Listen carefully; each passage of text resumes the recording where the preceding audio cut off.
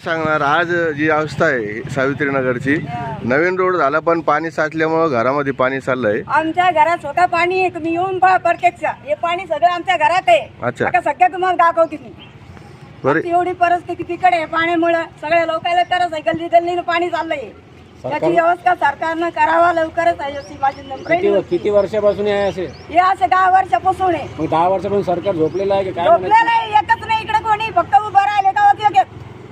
कोणते नेते? धन्यवाद. हा, जेव्हा उभं राहीन तेव्हा सरकार इकडे येतं. ते बी आता उभं राहिल्यामुळे आम्हाला ही जरा व्यवस्था केली त्याच्याची पाण्याची. एक मुरुम आणून टाकला दोन गाड्या, फक्त काही केलं नाही. काल म्हणे भाजपचे नेते आले होते, त्याच्यासाठी सगळा रस्ता पाणी साफ केलं होतं. तर काय म्हणायचं त्याच्यात? पाणी आता घराईलाच पाणी आहे. पाऊस आला की पाणीच येते ना. साफ करायला काय अर्थ आहे? त्याचं काही फुल बिल करून पाईप टाकून पाणी नाल्यावर काढून द्या ना. लोकांच्या घरोघर पाणी चाललंय. असं रोडावरचं पाणी लोकांच्या घरात चाललं ना. तिथं मोठा पूल बनवून मोठे पाईप टाका, नाल्यात पाणी काढा. आता हे एवढं पाणी आहे, हे आता एवढं पण कसं येणं पूल काढून साडे मोठे पाईप टाकून टाका नाल्यात पाणी.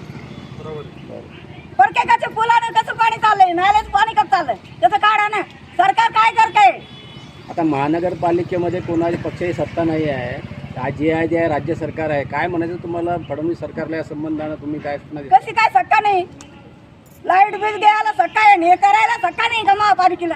लाईट बिल असं महिना नाही वगैरे देते, मग हे करा ना तुम्ही. लाईट बिल सरकारचं हे करा. पुलाचं काम करणं महापालिकेचं आहे. आपल्याकडून दर महिन्याला टॅक्स वसूल करते.